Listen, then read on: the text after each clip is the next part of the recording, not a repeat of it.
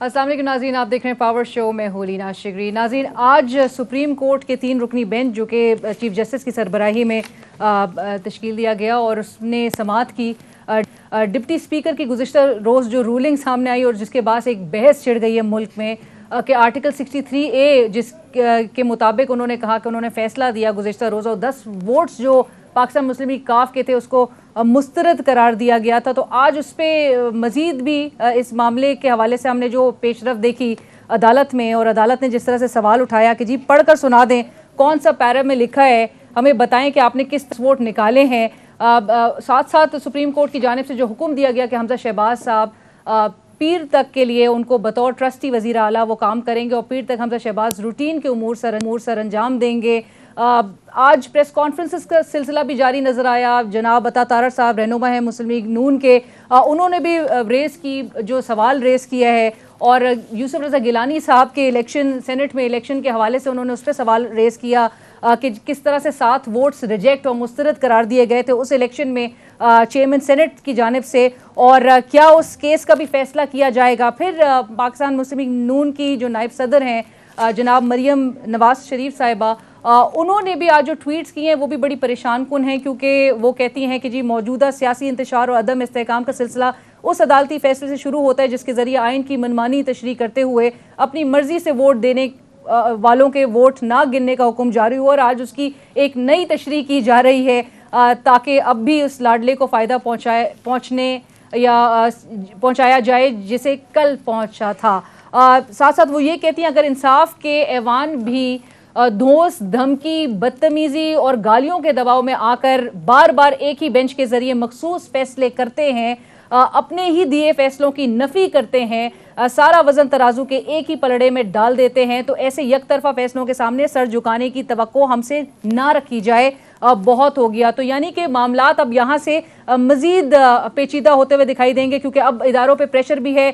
दूसरी तरफ इमरान खान साहब कहते हैं कि रियासती इदारे कब तक इस बात की इजाज़त देंगे कि जो माफियाज हैं वो मुल्क को पॉलिटिकली और इकोनॉमिकली घुटनों के बल उन्होंने गिरा दिया है, और इदारों की भी आपको एक क्लैरिटी नज़र आती है, उनका एक स्टांस वाज़े नज़र आता है, चाहे वो बल्दियाती इंतखाबात हों चाहे वो ज़िमनी इंतखाबात हो। उन्होंने भी तय कर लिया है कि जी मदाखलत तो नहीं होगी और उनका स्टांस बड़ा क्लियर नज़र आ रहा है। आज इस हवाले से हम ज़रूर बात करेंगे क्योंकि गुज़िश्ता रोज़ जो ख़त सरफेस किया चौधरी शुजात साहब का, बज़ाहिर तो लग रहा यूं ही है कि उस ख़त को भी और डिप्टी स्पीकर की रूलिंग को भी इतनी अहमियत नहीं दी गई और मुल्क में शायद ही कम इंस्टेंसेस इस किस्म के मिलते हैं कि जब आपको किसी एक नुक्ते पे पूरी इंटायर लीगल फ्रेटर्निटी ऑलमोस्ट हमें एक नुक्ते पे इकट्ठे नजर आए।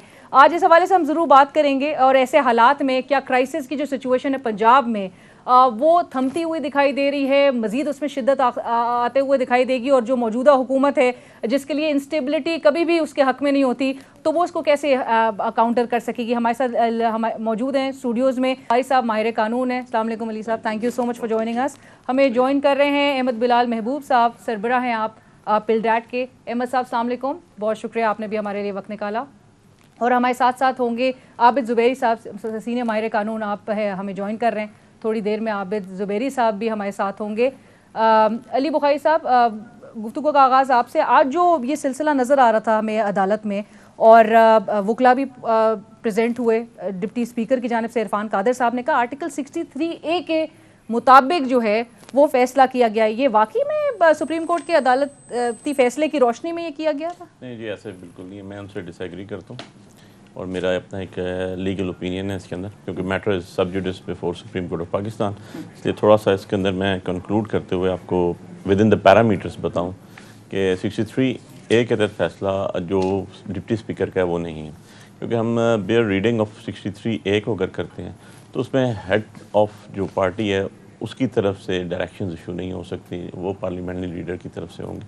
पार्लियामेंट्री जो आपको पार्लियामेंट के अंदर पार्लियामेंट पार्टी को रिप्रेजेंट कर रहा होता है उसकी तरफ से आएंगी, और उनकी तरफ से जो डायरेक्शंस आती हैं उसको फॉलो किया जाता है by the all the members of the party जो वहाँ पर आपके पार्लियामेंट के अंदर मौजूद हैं, या वेब की तरफ से, या चीफ आपका पार्टी वेब होगा या आपका पार्लियामेंट्री जो लीडर होगा वो और उसको अगर फॉलो नहीं करेंगे तो उसके ऑर्डर्स वो लिखेगा अपने हेड ऑफ द पार्टी को, उसके ऊपर फिर शो कॉज नोटिस इशू किया जाएगा ऑन द डिसओबे अगर करेगा, और शो कॉज नोटिस इशू करने के बाद पब्लिकली शो कॉज नोटिस दिया जाएगा, उनको हियरिंग का टाइम दिया जाएगा और उसके बाद फिर डिसीजन किया जाएगा। सो ये तो इंटरप्रिटेशन बिल्कुल गलत है एग्जैक्टली जी कि आपके 63A के तहत, और इसमें एक बड़ा फेमस केस इसके अंदर मैं आपको एक बड़ा फेमस केस रेफर कर देता हूँ, सुप्रीम कोर्ट ऑफ पाकिस्तान का वो डिसाइडेड केस है और वो रिपोर्टेड केस है, इमरान खान वर्सेस गुलाली, आयशा गुलाली। उसके अंदर यही चीज़ अपहोल्ड की गई थी। अगर आप उसको देखें 2018 में SCMR में वो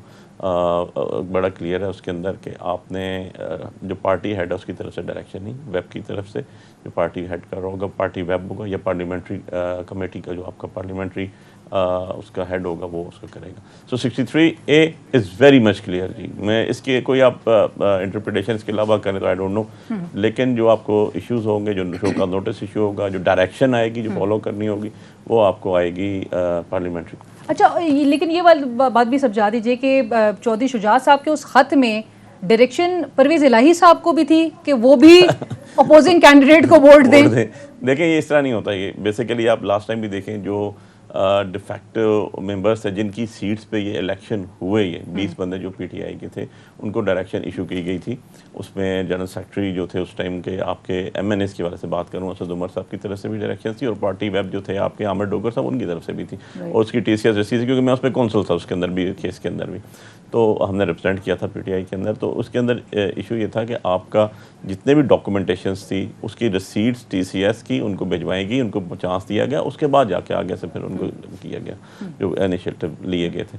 तो ये तो 63A के अंदर बड़ा क्लियर है, पार्टी हेड नहीं कर सकता। और दूसरी बात ये, डिप्टी स्पीकर को कैसे भेज सकते हैं पार्टी हेड, कोई भी है, उन्होंने अगर भेजने से डायरेक्शन देनी थी तो वो उन्होंने सारी की सारी अपने मेंबर्स को देनी थी, उनको देनी थी, उनसे उनका सुनना था। जिसने उसको डिसओबे किया था पार्लियामेंट्री कमेटी वो करेगी, और दिस इज एब्सोल्युटली नॉट। और डिप्टी स्पीकर को ये अपनी रूलिंग पे फाइंडिंग भी मतलब आज, और अगर वो इतने कॉन्फिडेंट है तो उनको पेश हो जाना चाहिए था। लेकिन अगर उन्होंने कहना ही था तो उनको वेल बिफोर टाइम अपने मेंबर्स को बताना चाहिए था कि वहां से लेटर वो डिप्टी स्पीकर को रुक रहे हैं, ये तो आइन की नहीं है। बिल्कुल बिल्कुल सही। 1973 के कॉन्स्टिट्यूशन के तो ये वो स्पिरिट नहीं है, लेटर एंड स्पिरिट के मुताबिक ही नहीं है। बिल्कुल सही है। अहमद बिलाल साहब, सर आप इस मामले को कैसे देख रहे हैं? गुज़िश्ता रोज आपकी भी स्टेटमेंट हमने सुनी, आप भी इस बात से एग्री हो, जो आर्टिकल 63A का हवाला अली बुखारी साहब भी दे रहे हैं कि जी पार्लियामानी जो पार्टी है वो डिसाइड करती है कि किसके फेवर में जो है वो वोट होना चाहिए, और डिफेक्शन की सूरत में पार्टी हेड को फिर इख्तियार है। कैसे देख रहे हैं सर इस मामले को? और इससे आप समझते हैं कि मजीद अभी हमजा शहबाज साहब को इंटरिम उनका स्टेटस बहाल हो गया है, ट्रस्टी बतौर ट्रस्टी वजीर आला वो काम करेंगे, इससे चीज़ें रुकेंगी? क्योंकि ऑलरेडी एक प्रेशर आना स्टार्ट हो चुका है, एक दबाव आना शुरू हो चुका है इदारों पे। शुक्रिया। ये ट्रस्टी चीफ मिनिस्टर वाली जो इस्तिलाह है ये बिल्कुल एक नई इस्तिलाह है, हमने तो पहली बार सुनी है, कॉन्स्टिट्यूशन में भी इस्तेमाल नहीं हुई, और ये पता नहीं इसका क्या मतलब है। और सुप्रीम कोर्ट ने इस पर्टिकुलर टर्म को क्यों यूज़ करना मुनासिब समझा है, मैं बहुत हैरान हूँ इस बारे में, क्योंकि हमारे मुल्क की आला तरीन अदालत जब कोई ऐसी टर्म यूज़ करती है तो यकीनन उसका कोई कॉन्स्टिट्यूशनल बेसिस होना चाहिए, जो मुझे कम अज़ कम, मैं आम आदमी हूँ, मुझे तो नहीं नज़र आता कि वो क्यों उन्होंने ये टर्म यूज़ की है। या तो वो इलेक्टेड चीफ मिनिस्टर हैं या वो नहीं हैं, और दूसरी चीज़ जो हो सकती थी वो केयर टेकर चीफ मिनिस्टर हो सकते थे, जो कि इस वक्त ज़ाहिर है केयर टेकर चीफ मिनिस्टर का कोई महल नहीं है, वो तो उस वक्त होता है जब इलेक्शन अनाउंस होते हैं। तो ये मेरे लिए थोड़ी सी हैरानी की बात है। और फिर ये कि आज के ऑर्डर में ये भी कहा गया है कि वो कैबिनेट तो बना सकते हैं लेकिन वो as small as possible cabinet बनाएं, ये भी मेरे ख्याल में गैर ज़रूरी सी बात है, इसलिए कि अगर वो कैबिनेट बना सकते हैं तो फिर कॉन्स्टिट्यूशन में उसका साइज़, उसका मैक्सिमम साइज़ डिफ़ाइन किया गया है कि इससे बड़ी नहीं हो सकती। तो फिर वो स्मॉल क्या होती है? एक बड़ी वेग सी टर्म है स्मॉल, ये भी हम इतने आला अदालती फोरम से एक्सपेक्ट नहीं करते तो ऐसी वेग टर्म इस्तेमाल करें जिस पे इम्प्लीमेंटेशन मुश्किल हो जाए। हाउ स्मॉल इज स्मॉल, तो ये थोड़ा सा, ये दो बातें मुझे आज के ऑर्डर को पढ़ के फौरी तौर पे ये मुझे लगी। लेकिन अब ये जो दो क्लैरिफिकेशंस हैं जो सामने आनी चाहिए। देखिए, इस हद तक तो ये बात ठीक है कि सुप्रीम कोर्ट इस बात को कह चुका है कि अगर कोई शख्स डिफेक्शन का मुर्तकिब हो रहा होगा तो फिर उसका वोट काउंट नहीं होगा। ये मेरे ख्याल में, मैं इससे मुत्तफिक नहीं हूँ। मेरे ख्याल में ये हमारे कॉन्स्टिट्यूशन के अंदर ये बात नहीं है। ये एक नई चीज़ ऐड की गई है, री राइटिंग ऑफ कॉन्स्टिट्यूशन के तकरीबन मुतरादिफ है ये बात। लेकिन बहरहाल ये चूँकि सुप्रीम कोर्ट ने कहा है तो अब उसके ऊपर अमल हो रहा होगा, और हो चुका है ऑलरेडी अमल। ये जो इलेक्शन चीफ मिनिस्टर के हुए हैं वो इसी बुनियाद पे हुए हैं कि 25 लोगों के वोट काउंट नहीं हुए जिन्होंने हमजा शहबाज को 16 अप्रैल को वोट दिए थे। तो इसलिए ये इस हद तक तो ठीक है। लेकिन सवाल ये है कि ये थोड़ी सी स्क्रूटनी इस बात की होनी चाहिए कि ये बात तो तय है कि कॉन्स्टिट्यूशन के अंदर 63A ज़ैली शिक बी में लिखा हुआ है कि ये फैसला, डायरेक्शन अपने मेंबर्स को देने का जो काम है ये पार्लियामेंट्री पार्टी करेगी। बल्कि पार्लियामेंट्री पार्टी का लीडर भी नहीं कहा गया, पार्लियामेंट्री पार्टी कही गई है। और पार्टी हेड का ये काम नहीं है, ये उनके स्कोप में नहीं है।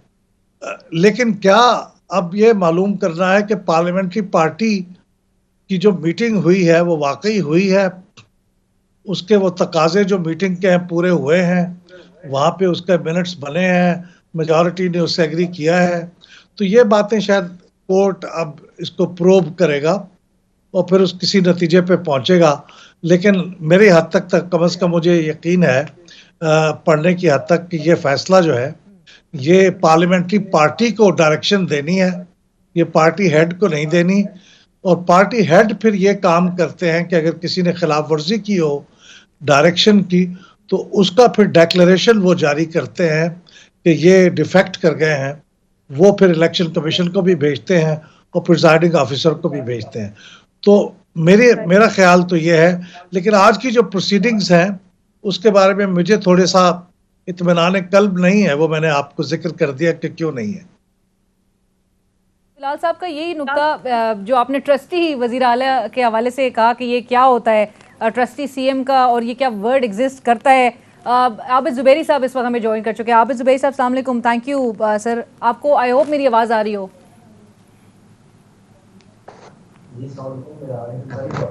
जी, आबिद ज़ुबैरी साहब की आवाज़ रेस कर दें। आबिद ज़ुबैरी साहब, पहला तो बुनियादी सवाल यही है, और जो अहमद साहब भी ट्रस्टी वजीर आला, ये इस टर्म की समझ वैसे वाकई हमें भी नहीं आई कि ट्रस्टी वजीर आला होता क्या है, जो ये इस वक्त अदालत की जानिब से कहा गया कि पीर तक हमजा शहबाज साहब ट्रस्टी बतौर ट्रस्टी वजीर आला काम करेंगे। और दूसरा ये कि सर अबूरी वजीर, अच्छा आबिद ज़ुबैरी साहब को मेरी आवाज़ नहीं आ रही है। अली बुखारी साहब, ट्रस्टी वजीर आला। और अब एक चीज़ तो अलीना इसमें बड़ी क्लियर है कि जो ये सीएम की पोस्ट है that's a constitutional post according to constitution. एक चीज़ उसमें वज़ा की हुई है बड़ा उसके पैरामीटर्स के अंदर रहते हुए।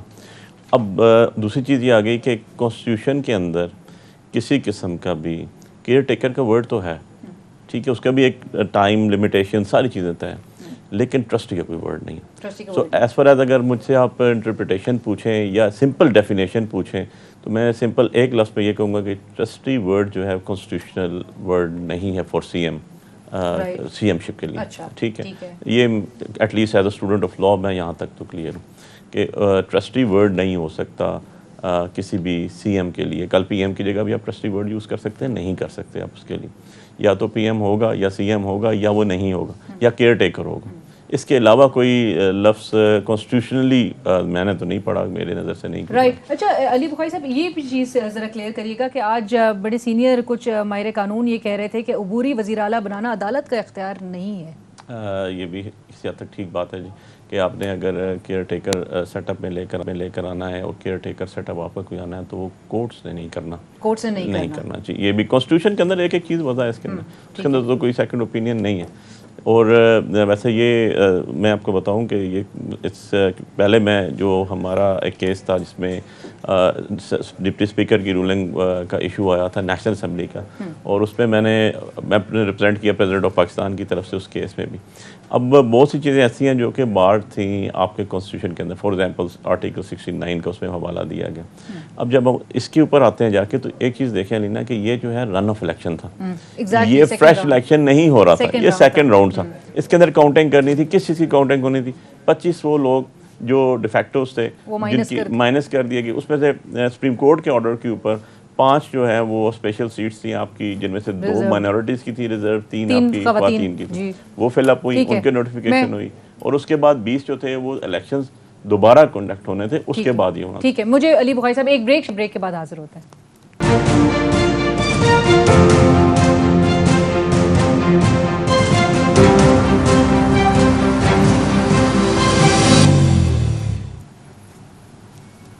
Nazi welcome back after the break. Break के बाद अली बुखारी साहब, हम जो पहले बात करते हैं आर्टिकल 63A की तशरीह भी सबके सामने है। इन केस के अगर कोई कॉन्फ्लिक्ट या कोई डिस्प्यूट की सूरत हाल नजर आती है बिटवीन पॉलिटिकल पार्टी या पार्टी चीफ, तो किसके पास अथॉरिटी होती है टू टेक मैटर्स फॉरवर्ड? इस पे 63A जो है वो वही हमें गाइडलाइन प्रोवाइड करता है, और बड़ा क्लियर उसकी गाइडलाइन है। जब आपको डायरेक्शंस देनी होती हैं कोई पार्टी हेड ने भी, तो पार्लियामेंट्री जो आपकी कमेटी है, जो पार्लियामेंट्री लीडर है, उसके थ्रू होती है। इजलास होता है, वहाँ पर उसको बताया जाता है और वहाँ डायरेक्शन दी जाती है कि ये डायरेक्शन आपने फॉलो करनी है। जो उसको फॉलो नहीं करेगा वो डिफेक्ट होकर उस जुमरे में चला जाएगा।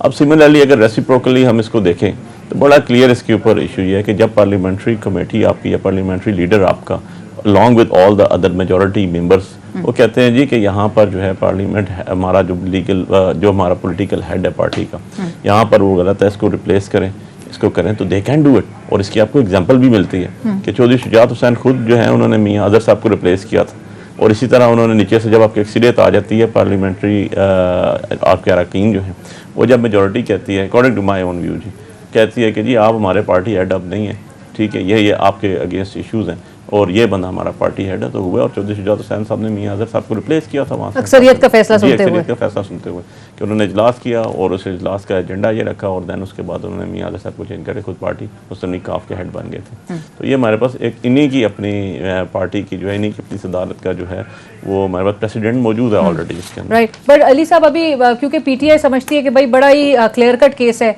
आपको लगता है कि मतलब अब जो मंडे ट्यूसडे में ये फैसला जो सेटल होगा है सब जुडिस मामला, लेकिन एक क्लियर केस नजर आता है, ओपन एंड शट केस है? देखें, जो लीगल टर्मिनोलॉजी में हम बात करते हैं तो उसको तो ओपन एंड शट केस कहते हैं, और ओपन एंड शट केस तो बिल्कुल क्लियर है। क्योंकि अगर 63A को, मैंने तो आपको पहले केस बात गुफ्तगू शुरू करने से पहले एक केस कोट किया था, इमरान खान वर्सेस आयशा गुलाली, उसके अंदर ये सारा डिक्टम ले डाउन है। अब आपने अगर उसको फॉलो करना है, वो पूरा बैच को देखेंगे आप, उसके अंदर बाकायदा लिखा हुआ है ये चीज़ कि पार्टी हेड जो है वो अथोराइज नहीं है। अथोराइज्ड ऑफिसर आपका जो भी होगा, अथोराइज्ड जो कंपोनेंट है वो कंपोनेंट है आपका पार्लियामेंट्री लीडर। दैट्स वाई उसको बनाया जाता है।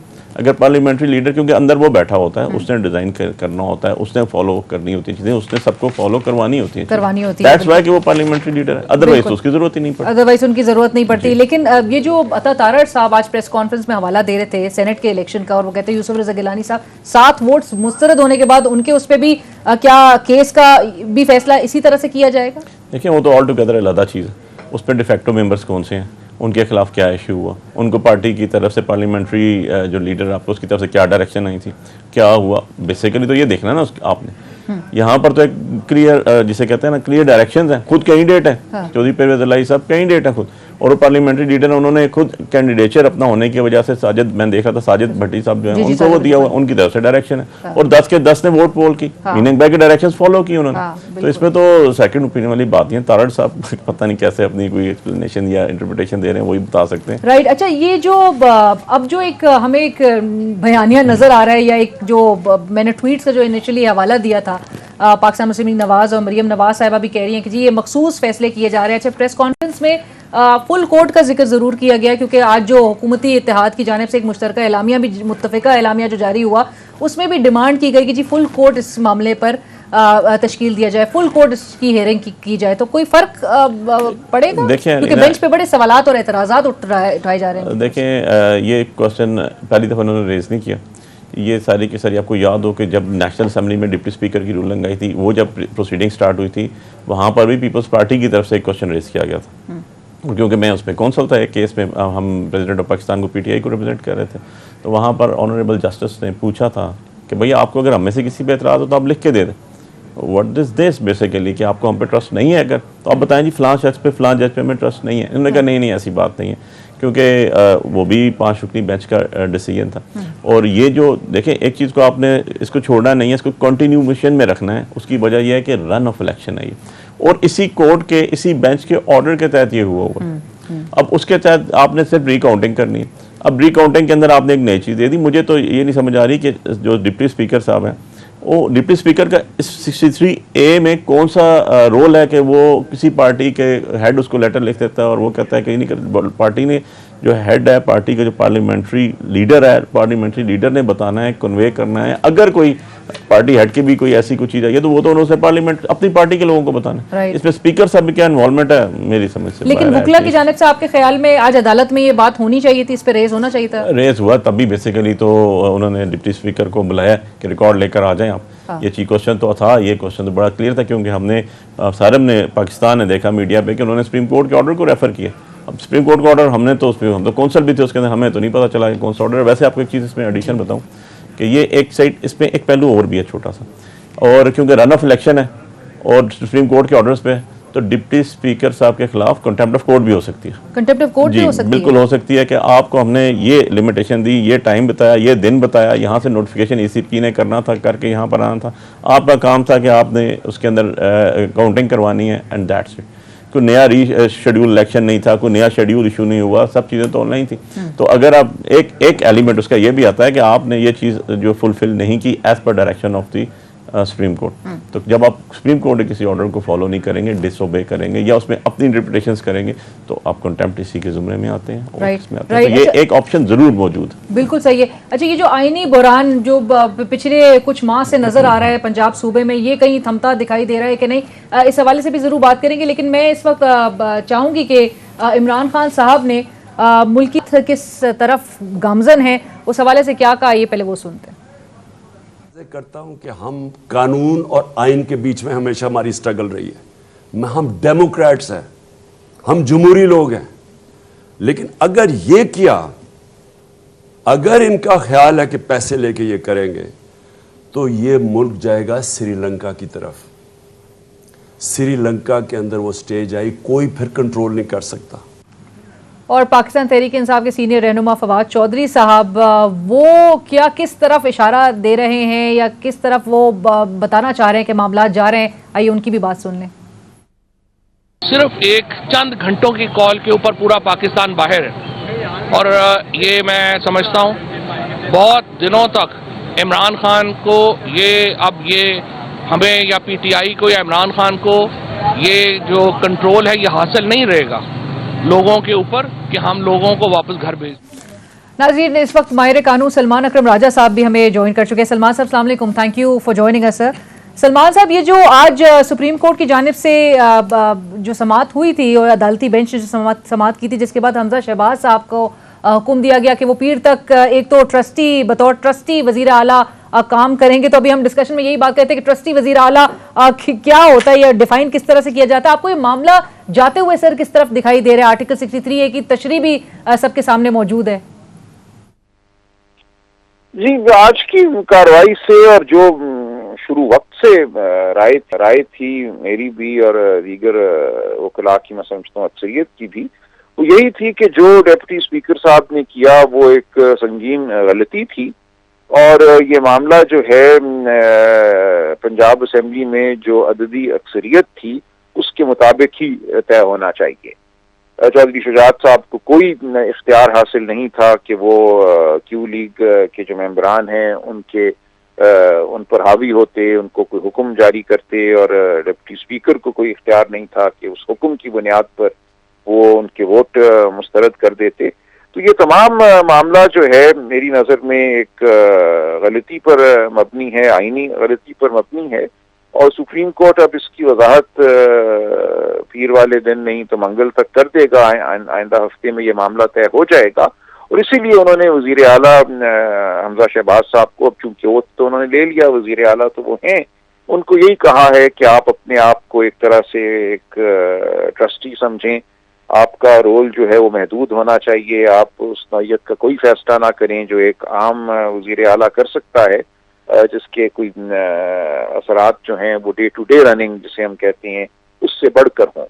तो उनको यही कहा गया है कि आप जो मामूल के रोजमर्रा के मामलात हैं उनको आप देखें पीर तक, और उसके बाद आगे जो भी होना है वो सुप्रीम कोर्ट के फैसले के मुताबिक होगा। रही है पाकिस्तान मुस्लिम लीग नवाज के जी फुल कोर्ट जो है इसकी समाअत करे, ये उनका जवाब आप समझते हैं कि दुरुस्त है किसी हद तक?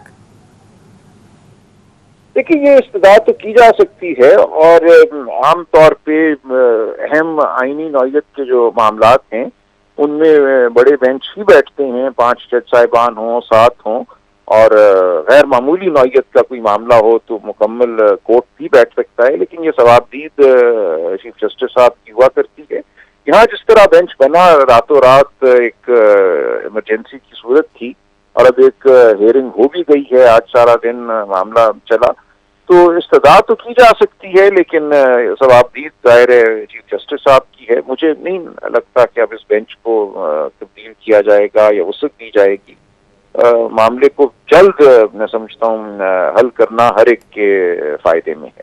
राइट भाई सलमान साहब, आपको लगता है ये जो बहरान की सूरत हाल नजर आती है पंजाब सूबे में, ये किसी कोई रुख इख्तियार करती हुई दिखाई दे रही है, या आपको लगता है कि इसमें शिद्दत ही आएगी क्योंकि पॉलिटिकल पार्टीज की जो दोनों एंड से बड़ा प्रेशर क्रिएट इस वक्त किया जा रहा है इवन इदारों पे? देखिए, फैसला आ गया सुप्रीम कोर्ट का तो उस फैसले के मुताबिक ही मामला आगे चलेंगे ना। किसने वजीर आला होना है, किसने नहीं होना, वो सुप्रीम कोर्ट के फैसले के मुताबिक ही बात तय होगी।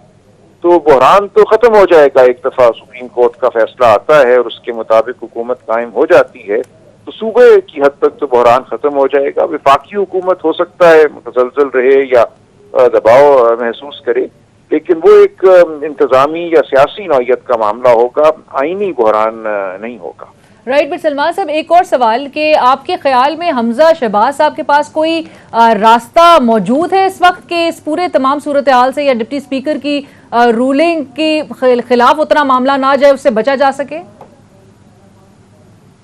मेरा नहीं ख्याल कि कोई उनके पास और रास्ता है सिवाय इसके कि वो सुप्रीम कोर्ट के फैसले का इंतजार करें और उस पर अमल करें। Right, thank you so much, बहुत शुक्रिया सलमान अकरम रजा साहब, थैंक यू फॉर जॉइनिंग अस।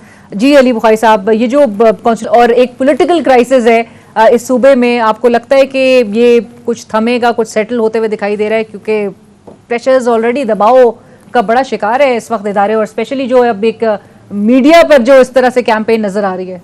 देखिए नीना, अगर हम थोड़ा सा इसको 10 दिन पीछे चले जाएं, जब ये 20 सीट्स पे इलेक्शन हो रहे थे और उसमें आपने लोगों का सेंटीमेंट्स भी देख लिया, ठीक है। अब इस सारे इश्यूज़ के साथ से आप लोगों का सेंटीमेंट्स, लोगों का वोट, लोगों का प्रायोरिटी, उसको आप निगलेक्ट नहीं कर सकते, क्योंकि बेसिकली पॉलिटिकली जो भी इशू बना है, this is the political government, और पॉलिटिकल गवर्नमेंट या पॉलिटिकल विजडम जिसको आप कहते हैं, उसका जिस भी आप किसी भी मुफक्कर को उठा के देखें, किसी भी थिंक टैंक को देखें, तो वो यही कहता है government of the people, for the people and by the people. Absolutely, ठीक है, यही कॉन्सेप्ट है डेमोक्रेसी का, कि आपकी जमहूरियत की बुनियाद ये है, आपकी जमहूरियत का सारा हुस्न ये है कि आप लोगों की जो मर्जी होती है उसको अडॉप्ट करते हैं। अब लोगों ने 20 सीट्स में से 15 सीट पीटीआई को जीत के दे दी, एक आज़ाद है, ठीक है। अब उसके अंदर जब आपके इलेक्शन आएंगे, तो जैसे मैं पीछे कह रहा था, बात आपसे पहले कही थी कि रन ऑफ इलेक्शन आई, तो रन ऑफ इलेक्शन में तो पॉलिटिकल जो लोग हैं, जो पॉलिटिकल विजडम है, वो तो यही प्रिवेल करेगा कि जो सुप्रीम कोर्ट का ऑर्डर है वो भी तो कॉन्स्टिट्यूशनल ऑर्डर है, उन्होंने कॉन्स्टिट्यूशन से बाहर जाके ऑर्डर नहीं किया, तो आपने उसको फॉलो करना था, और सिंपल सी इक्वेशन थी, गिनती करनी थी, गिनती के अलावा कोई काम और नहीं था। कि दिस इज 1-2 कैंडिडेट्स थे, 3 कैंडिडेट्स भी नहीं थे आपके फॉर सीएम, उनके दरमियान कॉन्टेस्ट हो रहा है और इनसाइड द हाउस हो रहा है, कितने मेंबर्स हैं उसके और इसमें मेजॉरिटी। अब ये एक नई चीज जो आ गई, ये तो एक मैं कहता हूँ अनडू फेवर दी गई कॉन्स्टिट्यूशन को। और सबसे बड़ी बात जो बड़ी इंटरेस्टिंगली कि कि जो डिप्टी स्पीकर को जब मैं देख रहा था तो उन्होंने पेपर उठा के बार बार बता रहे थे कि ये सुप्रीम कोर्ट का ऑर्डर के मुताबिक मैं कर रहा हूँ, सुप्रीम कोर्ट के ऑर्डर के मुताबिक कर रहा हूँ। और जो आज की हेयरिंग जो हमने सुनी उसमें उन्होंने कहा भाई कौन सी वो जगह है, कौन सा ऑर्डर है जो हमने कहा एग्जैक्टली कौन सा पैराग्राफ है बता दें, कम कर दें और कम कहाँ मेंशन्ड है। बिल्कुल अली साहब, मैं चाहती हूँ इस नुक्ते को जरा होल्ड रखें, एक मुझे ब्रेक क्विकली शामिल करने दें, ब्रेक के बाद हाजिर होते हैं।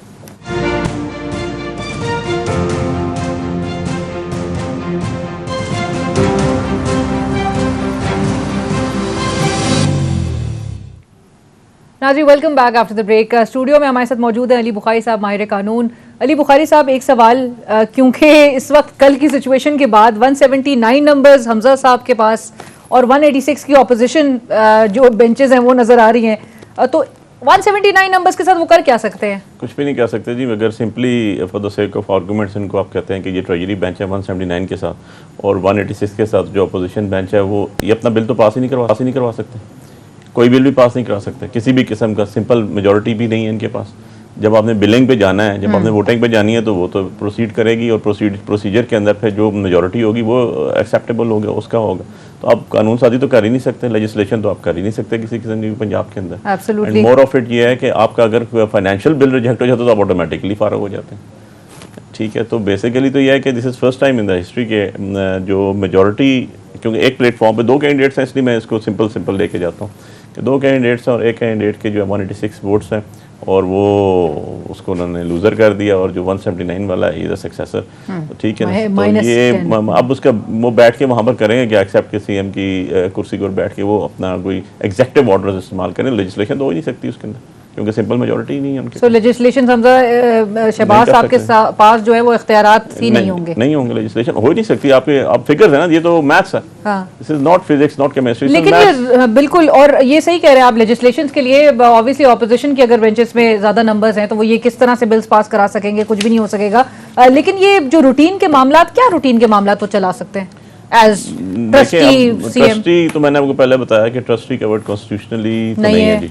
अब उसके बाद दूसरा थोड़ा सा इसमें मुझे ज़ाती तौर पे भी as a student of law हैरत ये हुई कि आज सैटरडे है और मंडे के लिए डेट फिक्स है, तो एक दिन के तो लिए तो वैसे भी वो आपका वो भी संडे आ रहा है, कौन से ऐसे पार्ट्स से कौन सी ऐसी चीज़ें थी जो हमजा ने करनी थी उसके बगैर गुजारा नहीं हो सकता था। So this is something strange for me as a student. और जिस तरह सलमान अकरम राजा साहब भी कहे थे कि ऑप्शंस अब इनके पास कोई मौजूद नहीं है, ऑप्शंस ही इधर नैरो उसके अंदर घुस चुके हैं जी, अंधेरी कार में अब इनके पास ऑप्शंस कोई भी नहीं है और सुप्रीम कोर्ट का ऑर्डर आ जाता है। मैंने आपको बताया ना जी, मैं अगर कहता हूँ for the sake of arguments के चले इनके हक में डिसीजन भी आ जाता है जो कहीं भी लीगली किसी तरह भी नज़र नहीं आता कि कैसे हो सकता है, तो ये हाउस रन करने के लिए इनके पास तो नंबर्स ही कम है। 179 186 तो अपोजिशन के होंगे क्योंकि वो एक बंदा वहाँ पर लीड करेगा ऑब्वियसली, फिर जब उनका कैंडिडेट एक है तो लीड भी एक ही करेगा, अपोजिशन भी एक ही लीडर होगा। सो उसके लिए अपना ये जो असेंबली की प्रोसीडिंग्स हैं वो तो ये इनकी जो है इनके उससे बाहर हैं, वो तो हो नहीं सकेंगी इनकी किसी तरह, ये कोई बिल अपना लेजिस्लेशन तो कर ही नहीं सकते। राइट। अच्छा, ये वाला चीज़ कि पाकिस्तान तहरीक इंसाफ उसका लीगल स्टांस क्या होगा, अभी इसको मजीद इस चीज़ को टेकअप करे रखेंगे जब तक कोई मामला इसमें सामने नहीं नजर आता? और दूसरा ये कि वो जो आपको याद है मरासले वाली बात जो ऑर्डर में सुप्रीम कोर्ट के आया था, उस हवाले से क्या पिटिशन दायर करने का प्लान रखती है? क्योंकि ओपन हेयरिंग और वो कहते हैं कि जी इन्वेस्टिगेट किया जाए। सुप्रीम कोर्ट ने कहा कि हमें मरासला जो है वो कोई मिला ही नहीं, या वो चीफ जस्टिस को भेजा गया था और बराह रास्त उसका एक प्रॉपर चैनल के थ्रू जो है वो भेजा या पेश किया जाता है। सो तहरीक इंसाफ उस हवाले से कोई, you are talking about the cipher? जी नहीं, वो साइफर के उसमें तो मैं कौंसल था खुद, क्योंकि वो तो डिप्टी स्पीकर का भी था, हमारे आर्गूमेंट्स के अंदर भी आया था वो। हमारे चारों कौंसल्स जिन्होंने सबको रिप्रेजेंट किया, प्रेसिडेंट ऑफ पाकिस्तान को मैंने और जफर साहब ने किया था, इसी तरह को और लोगों ने किया, और इन सब ने जितने भी लोग थे सब ने साइफर का जिक्र किया उसके अंदर अपने आर्गूमेंट्स के अंदर प्रोडक्शन के ऊपर इंक्वायरी के लिए। वो तो प्रॉपर एक हुआ था, ये तो नहीं है कि वहाँ पर डिस्कस ही नहीं हुआ, सुप्रीम कोर्ट की हर जगह डिस्कस। ठीक है अली बुखारी साहब, सॉरी कतई कलामी की माफ़ी। इस वक्त फैसल करीम कुंडी साहब रहनुमा पाकिस्तान पीपल्स पार्टी के, और इस वक्त हुकूमती मौक़िफ़ उनसे ज़रूर जानेंगे। कुंडी साहब अस्सलाम वालेकुम, थैंक यू फॉर जॉइनिंग अस। कुंडी साहब, आज जो ये हुकूमती इत्तेहाद की जानिब से एक मुश्तरका मुत्तफ़िका एलामिया सामने नजर आया है और डिमांड की जा रही है, गुज़िश्ता रोज़ जो डिप्टी स्पीकर की रूलिंग आई है उसके खिलाफ जो आज अदालत की समाअत में प्रोसीडिंग्स जो देखी गई, उसके बाद अब डिमांड की जा रही है कि जो फुल कोर्ट इस केस की हेयरिंग करे, फिर गिलानी साहब का सेनेट के इलेक्शन का बार बार हवाला दिया जा रहा है। आपको मामला जाते हुए कहाँ दिखाई दे रहे हैं? और इससे जो बज़ाहिर एक तासुर मिल रहा है, ये तो इदारों पे और मजीद प्रेशर सियासी जमातों की जानिब से दिया जा रहा है, क्योंकि मरियम नवाज साहिबा भी कह रही हैं कि जी मखसूस फैसले इस मुल्क में हो रहे हैं। आपको लगता है ये दुरुस्त रवायात हम कायम करने जा रहे हैं? बिस्मिल्लाहिर्रहमानिर्रहीम। देखें, हम ये चाहते हैं कि हर इदारे को अपने जुरिस्डिक्शन में रह के काम करना चाहिए। सियासतदानों को सियासत करनी चाहिए, फौजियों को अपना इदारा संभालना चाहिए, जुडिशरी को अपना इदारा संभालना चाहिए, ब्यूरोक्रेट्स को अपना इदारा संभालना चाहिए। अगर मैं बोलूं कि मैं आपकी जगह बहुत अच्छा एंकर बन सकता हूँ तो मुझे टाइम लगेगा एंकर बनने में। और ये चीज़ें जो हैं मुख्तलिफ, हम कहते हैं कि हर कोई अपने जुरिस्डिक्शन से इंक्रोचमेंट ना करे। हमारे जो कल पंजाब के डिप्टी स्पीकर थे, उनमें तो जरूरत थी कि उन्होंने चौधरी शुजात के लेटर पढ़ के सुना दिया, लेकिन उससे अब ये पीटीआई के जो थे डिप्टी स्पीकर, उनमें जरूरत नहीं थी कि जो मरासला जो लहरा रहे थे उसके अंदर क्या लिखा हुआ था वो तो उन्होंने नहीं सुनाया। तो अब देखें, अब दो खत आए, एक अमेरिकन मरासला था और एक चौधरी शुजात का मरासला था। अमेरिकन मरासले में तो अभी जो है वो एक जो था वो हम कहते हैं अंग्रेजी था और एक देसी था। देसी मरासला तो हमने सुना दिया, ये अंग्रेजी मरासला भी सुना देंगे इनके मुतल्लिक क्या हुआ। तो फिर दूसरी बात ये देखें, अगर हम मान भी लें फॉर एग्जाम्पल, जो अगर नहीं मानते हैं कि साजिश हुई अमेरिका के खिलाफ, अमेरिका से इनके खिलाफ, तो ये साजिश 2 महीने की थी। उसके बाद जिन इलेक्शन जितवा दिया तो 2 महीने की साजिश थी। फिर वो मिस्टर एक्स और वाई किधर चले गए, फिर वो इलेक्शन कमीशन किधर चला गया। सब कुछ, सब इदारों को गाले निकाल कर, अगर गाले निकाल कर इदारों से फैसले कराए जाते हैं तो फिर तो हम भी इदारों को खुदा न खास्ता जो है, हम भी, हमारे पास भी बड़ा स्टॉक है गालियों का, फिर हम भी गाले निकाल सकते हैं। गालियों से और ऐसी बातों से इदारों से फैसले नहीं लिए जाते। बिल्कुल सही। हम देखें लीडर, देखें मैं अगर फॉर एग्जांपल मैं एक पार्टी का जो है एक लीडर हूँ और मैं पार्लियामेंट में नहीं हूँ, मैं इलेक्शन हार जाता हूँ, तो इससे क्या मतलब है कि जो भी पार्लियामेंट लीडर होगा वो पार्टी को हाईजैक कर सकता है। माजी में रिवायत रही है कि नैब को इस्तेमाल करके पार्टियों को तोड़ा गया है, पार्टियों लोगों के जमीर खरीदे गए हैं। और आज भी अगर आप देखें कि जो टीवी पे बड़े आके जो है वो अपना बयानिया बयान करते हैं और जमातों का, पीटीआई का, ये कल तक हमारा बयानिया बयान करते थे कि बहुत अच्छे हैं, फिर वो मुशर्रफ साहब का भी करते थे, वो नवाज शरीफ का भी करते थे, आज इमरान खान उनके लिए बड़ा अच्छा है, कल उनके लिए कोई और पार्टी उनका ट्रैक रिकॉर्ड देख लें। ठीक है कुंडी साहब, मुझे ये बता दीजिए, क्योंकि अब सवाल बड़ा रेज हो रहा है कि वो जो आपने देसी मरासले का जिक्र किया उसमें जरदारी साहब ने बड़ा रोल एक अदा किया है, तो ये सारी मेहनत जो है पाकिस्तान पीपल्स पार्टी की हमजा शहबाज को वजीर आला मुंतखब कराने के लिए थी, या पीपल्स पार्टी अपने लिए भी कुछ, अपनी रिवाइवल पंजाब में उसके लिए भी कुछ मेहनत कर रही है? किसी के साथ हाथ मिलाते हैं दोस्ती का, हम किसी के साथ इत्तेहाद करते हैं तो हम आखिरी तक जाते हैं। आप क्या समझते हैं कि हम इत्तेहादी जमाते हैं तो हम पीटीआई के वहाँ पे काम करते हैं? हमें तो पीटीआई वाले कह रहे थे कि हमारे मेंबर खरीदे जा रहे हैं, कोई कह रहा है 25 पे खरीदा जा रहा है करोड़ पे, कोई कहता है 1 अरब है, कोई कहता है 40 करोड़ है। इन्होंने अपना रेट ही नहीं फिक्स किया कि इनके मेंबरों के रेट क्या है, कितने पे बिक रहे हैं, और आपने देख लिया कि एक भी नहीं बिका, सारे जो है वही थे। हमने जाकर इनकी ठीक है, यानी कि पाकिस्तान, बिल्कुल सही है, कतई कलामी की माफी, पाकिस्तान पीपल्स पार्टी यानी कि इत्तेहादियों के और हुकूमत के साथ खड़ी है। बहुत शुक्रिया कुंडी साहब, रिमार्क्स अली बुखारी साहब। देखिए, अब इसमें 2 चीज़ें आ गई हैं। लीगली तो आपको मैं बता चुका हूँ सारी की सारी चीज़ें। अब कुंडी साहब ने जो बात कही, इशू ये है कि जो मरासला अमेरिका वाला था, this is all together different issue. ये तो आपका डोमेस्टिकली आके वहाँ पर दे दिया, वो भी है, उसका जो है आपका ऑफिशियल लेटर है, आपका एम्बेसडर जो बैठा है उसने आके एक्नॉलेज किया और वो इन्वेस्टिगेट होना है। आपके सुप्रीम कोर्ट में पड़ा हुआ, आपके फॉरेन ऑफिस में पड़ा हुआ, आपके अदारों के पास पड़ा हुआ। बहुत शुक्रिया, थैंक यू। इसी के साथ ही प्रोग्राम की टीम अलीना शिकरी को इजाजत दीजिए। अल्लाह हाफिज।